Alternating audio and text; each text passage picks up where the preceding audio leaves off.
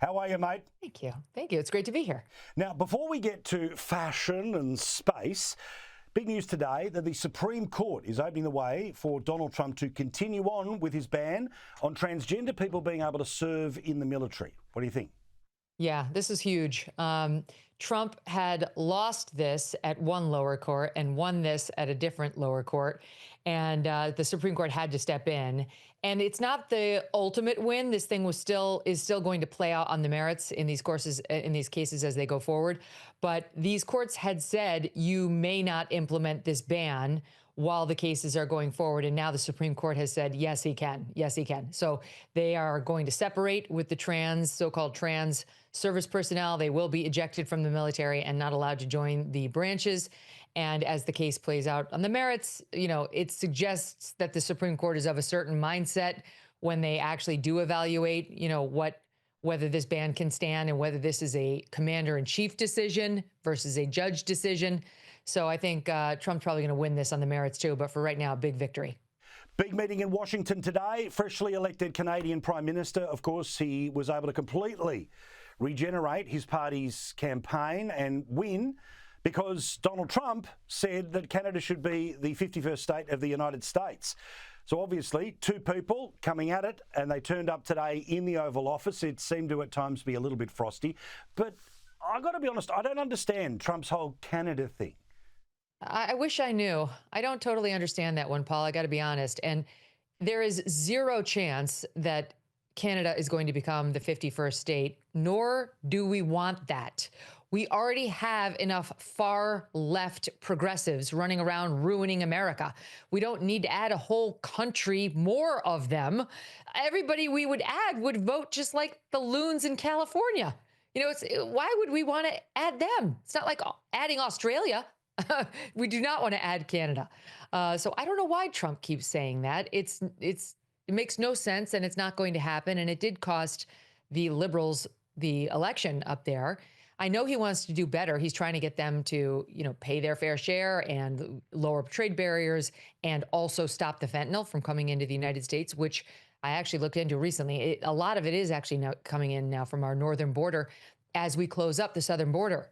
So, these cartels are not going to be stopped, so that they're going around, they're going up the West Coast, and they're bringing it in through Canada. So we do need Canada to crack down on things like that. But I'm not sure about the constant antagonism other than it's Trump's way of calling attention to an issue, which he's very good at.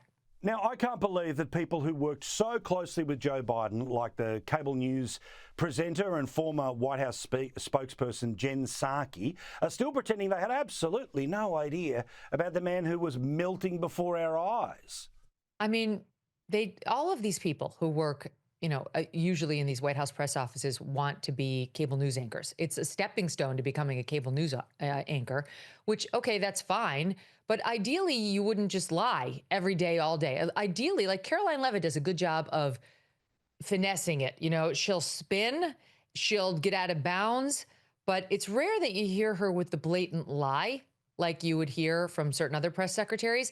And with Jen Psaki, she did try to spin. She tried to avoid the blatant lie, though she did blatantly lie. But as soon as she got on MSNBC, she was like all in on the lying. She was fine with the lying. And now she wants us to believe that neither when Biden's aide nor behind the anchor desk at MSNBC did she ever see Biden's infirmity. It was a total mystery to her, which is another lie, the biggest lie of them all.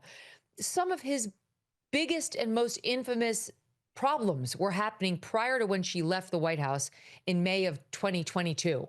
All the shuffling around, all the short stairs, the falling up the stairs, the little sneakers he needed, wandering around the White House. You and I were talking about it on this show. You were interested in it in Australia, and she didn't notice while she was his top press aide? Bull. That's just a lie. And then as soon as she went to MSNBC, he had the moment where he forgot that the congresswoman he called out was dead, even though they had just played a memorial to her on the overhead video.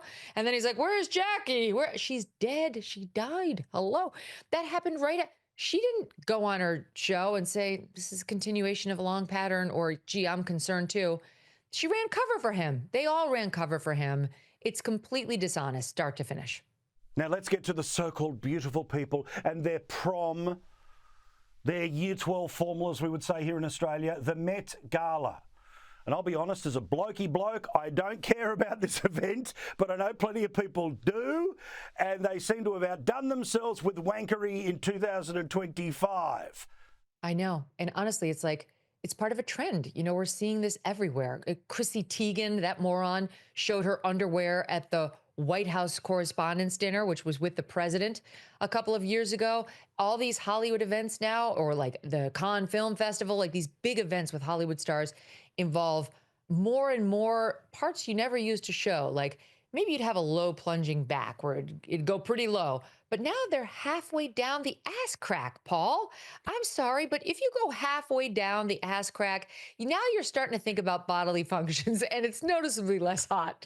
That's my own 2 cents. Okay, I'm just saying, like you crossed over from like really sexy to more like clinical and biology related, and no one wants that. So I just think it's just one-upsmanship for clicks. You know, they're dying to feel like they matter. We've saved the last. We previewed it last week, but now we can talk about the fact that you, my friend, have been to space. 3 women were brave enough to answer the call. It's not a ride, it's a mission. This is special coverage of Blonde Origin. 0 gravity, 0 clue. I've been, Paul, so now I can talk about it. I'm inspirational. I'm an astronaut. And thank you for admiring me the way I know all of you do as a result of my massive achievement. We did the most epic troll ever of those morons on the so-called Blue Origin space flight, where you could normally go up there for $1 million a seat, or you could know Lauren Sanchez and Jeff Bezos and go for free like these morons. So Gayle King gets off of this flight, and Katy Perry and Lauren Sanchez, and everybody starts dumping on them. Again, not unlike the Met Gala. If they had gotten off and said, that was very cool, really honored to have been included, you know, totally unique experience, I'm humbled, we would not have had any fun at their expense. But what happened was they got off the flight. We got profanities from Lauren Sanchez like, so dark, so quiet. We got Katy Perry spending more time staring into the camera on the spacecraft than looking out the window at, you know, space, and holding her little daisy, and then holding her little set list, trying to promote her concert, and then coming down telling us how she sang "It's a Wonderful World" and how amazing that was. Then we did anything meaningful.